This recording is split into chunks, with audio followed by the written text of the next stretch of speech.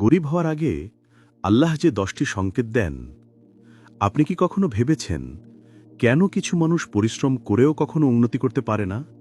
আসলে ধনদৌলত শুধু পরিশ্রমের ফল নয়, এটি আল্লাহর রহমত ও বরকতের নিদর্শন।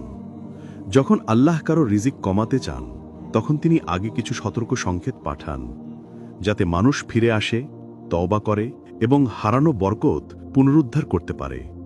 আজ আমরা জানব সেই 10টি ভয়ঙ্কর সংকেত, যা দেখা দিলে বুঝতে হবে আল্লাহ আপনার রিজিকের দরজা বন্ধ করে দিচ্ছেন।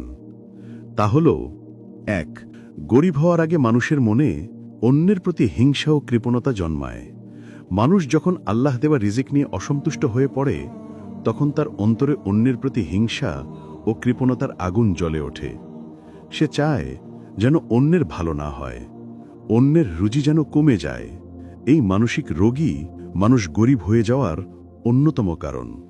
আল্লাহ তাআলা কুরআনে ইরশাদ করেন, যে ব্যক্তি আল্লাহ তাকে যা দিয়েছেন তাতে কৃপণতা করে, সে যেন মনে না করে যে এটা তার জন্য ভালো, বরং এটা তার জন্য মন্দ। রাসূলুল্লাহ সাল্লাল্লাহু আলাইহি ওয়াসাল্লাম ইরশাদ করেন, হিংসা ও কৃপণতা মানুষকে ধ্বংস করে দেয়, যেমন আগুন কাঠকে পুড়িয়ে ফেলে। 2, গরিব হওয়ার আগে মানুষের অহংকার ও আত্মতুষ্টি বেড়ে যায়। যখন মানুষ মনে করে আমি যা পেয়েছি আমার বুদ্ধি ও পরিশ্রমেই, তখন তার অন্তরের অহংকার জন্ম নেয়। সে ভাবে আল্লাহর কোনো ভূমিকা নেই তার সফলতায়। এই আত্মতুষ্টি ও গর্বই ধীরে ধীরে আল্লাহর রহমত থেকে দূরে সরিয়ে দেয়, আর মানুষ গরিব হয়ে যায়।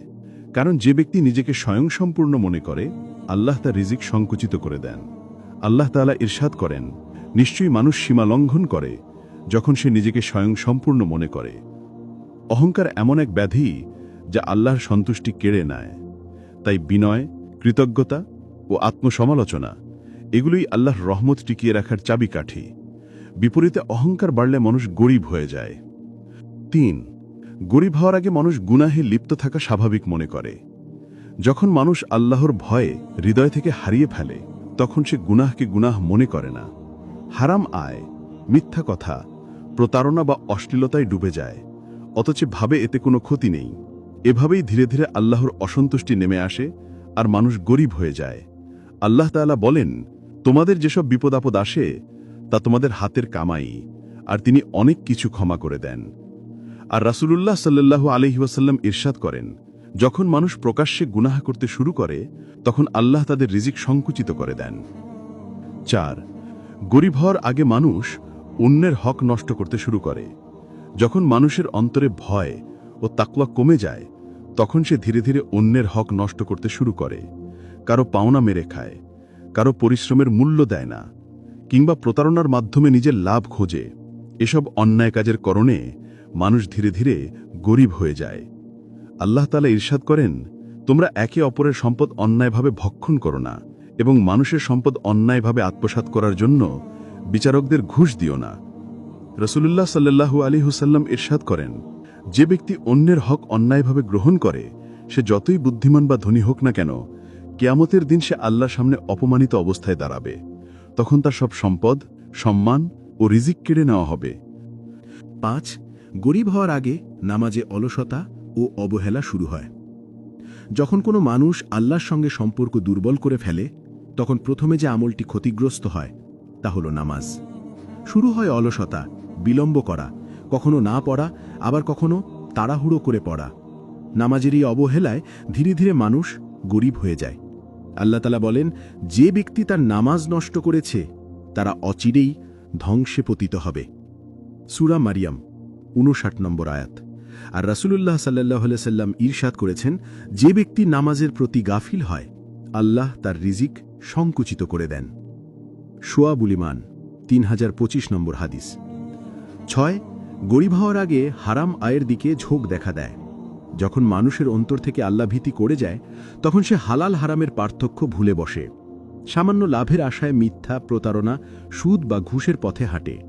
শুরুতে মনে হয় আয় বেড়েছে, কিন্তু ধীরে ধীরে বরকত চলে যায়, মন অশান্ত হয় এবং শেষ পর্যন্ত মানুষ গরিব হয়ে যায়। আল্লাহ তাআলা কুরআনে বলেন, হে মানুষ, তোমরা হালাল ও পবিত্র বস্তু খাও এবং শয়তানের পথ অনুসরণ করো না। সূরা বাকারা 168 নম্বর আয়াত।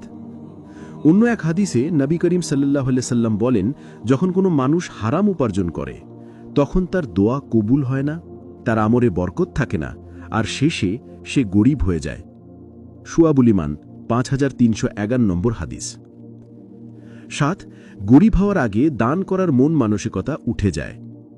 গরিব হওয়ার আগে আল্লাহ মানুষের অন্তরে কৃপণতা ও স্বার্থপরতা ঢুকিয়ে দেন। তখন মানুষ অন্যের সাহায্যের জন্য অর্থ ব্যয় করার ইচ্ছা হারায়। এই কৃপণতা ও উদারতার অভাবই ধীরে ধীরে রিজিকের বরকত কমিয়ে দেয় এবং মানুষ গরিব হয়ে যায়।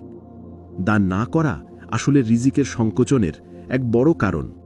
আল্লাহ তাআলা বলেন, যে ব্যক্তি আল্লাহর পথে ব্যয় করে আল্লাহ তা বহুগুণ বৃদ্ধি করবেন, আর যিনি কৃপণ সে কেবল নিজের ক্ষতি করবে। সূরা বাকারা 261 নম্বর আয়াত। রাসূলুল্লাহ সাল্লাল্লাহু আলাইহি সাল্লাম ইরশাদ করেছেন, যে ব্যক্তি আল্লাহর জন্য দান করে তা তার জন্য রিজিক ও বরকতের কারণ হয়, আর যে দান করতে কৃপণতা দেখায় তার রিজিক সংকুচিত হয়। সহিহ তিরমিজি 552 নম্বর হাদিস। 8. গরিব হওয়ার আগে মানুষ বাবা মায়ের দোয়া থেকে বঞ্চিত হয়। বাবা মায়ের দোয়া হল রিজিক ও সফলতার সবচেয়ে বড় চাবিকাঠি। যে ব্যক্তি তাদের অবাধ্য হয়, কষ্ট দেয় বা অসম্মান করে, সে আসলে নিজের রিজিকের দরজা নিজেই বন্ধ করে দেয়। কারণ আল্লাহ তাআলা পিতামাতার সন্তুষ্টিকে নিজের সন্তুষ্টির সাথে যুক্ত করেছেন। আল্লাহ তাআলা বলেন, তোমার প্রভু নির্দেশ করেছেন তুমি শুধুমাত্র তারই ইবাদত করবে এবং পিতামাতার প্রতি সৎ ব্যবহার করবে। সূরা আল ইসরা 23 নম্বর আয়াত। রাসূলুল্লাহ সাল্লাল্লাহু আলাইহি সাল্লাম বলেছেন, পিতামাতার সন্তুষ্টি অর্জন করলে আল্লাহ সন্তুষ্ট হন, আর তাদের অসন্তুষ্টি অর্জন করলে আল্লাহ অসন্তুষ্ট হন। তিরমিজি হাদিস নম্বর 1899। 9. গরিব হওয়ার আগে আল্লাহর কৃতজ্ঞতা হারিয়ে যায়। মানুষ যখন রিজিকের প্রশস্ততায় অভ্যস্ত হয়ে যায় তখন ধীরে ধীরে আল্লাহর প্রতি কৃতজ্ঞতার অনুভূতি হারাতে শুরু করে। আগে যে মানুষ ছোট ছোট নিয়ামতে আলহামদুলিল্লাহ বলতো, এখন সে মনে করে এ তো আমার যোগ্যতায় পেয়েছি। এই কৃতজ্ঞতার অভাবই গরিব হওয়ার প্রথম ধাপ। আল্লাহ তাআলা কোরআনে ইরশাদ করেছেন, তোমরা যদি কৃতজ্ঞ হও তাহলে আমি অবশ্যই তোমাদেরকে আরও বেশি দান করব, আর যদি অকৃতজ্ঞ হও তাহলে নিশ্চয়ই আমার শাস্তি কঠোর। সূরা ইব্রাহিম 7 নম্বর আয়াত।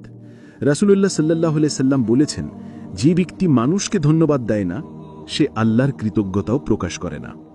তিরমিজি হাদিস নম্বর 1954। 10.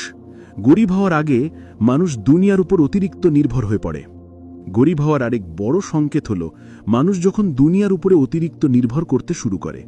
সেভাবে চাকরি থাকলে রিজিক থাকবে, ব্যবসা ভালো গেলে চলবে, অথচ ভুলে যায় এগুলো শুধু মাধ্যম, রিজিকের মালিক একমাত্র আল্লাহ। এই দুনিয়ামুখী নির্ভরতা ধীরে ধীরে মানুষকে আল্লাহর থেকে দূরে সরিয়ে দেয় এবং শেষ পর্যন্ত রিজিকের দরজাও বন্ধ হয়ে যায়।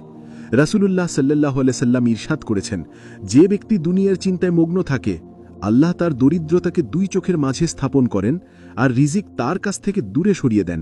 আর যে আখিরাতের চিন্তায় ব্যস্ত থাকে আল্লাহ তার মনকে তৃপ্তি দেন আর রিজিক তার কাছে নিজে থেকেই আসে। ইবনে মাজা হাদিস নম্বর 4105। মানুষ হঠাৎ করেই গরিব হয়ে যায় না, এটা আল্লাহর পক্ষ থেকে ধীরে ধীরে দেওয়া একটি সতর্কতা। যখন নামাজে অবহেলা শুরু হয়, দান কমে যায়, অহংকার ও হিংসা বেড়ে যায়, তখন বুঝে নিতে হবে রিজিকের দরজা সংকুচিত হচ্ছে। আল্লাহ কখনো কাউকে অকারণে অভাব দেন না, তিনি শুধু চান মানুষ যেন ফিরে আসে তার দিকে। তাই গরিব হওয়ার আগে যদি এই সংকেতগুলো অনুভব করেন তাহলে দ্রুত তওবা করুন, নামাজে ফিরে আসুন, বাবা মায়ের দোয়া নিন আর আল্লাহর উপর সম্পূর্ণ ভরসা রাখুন।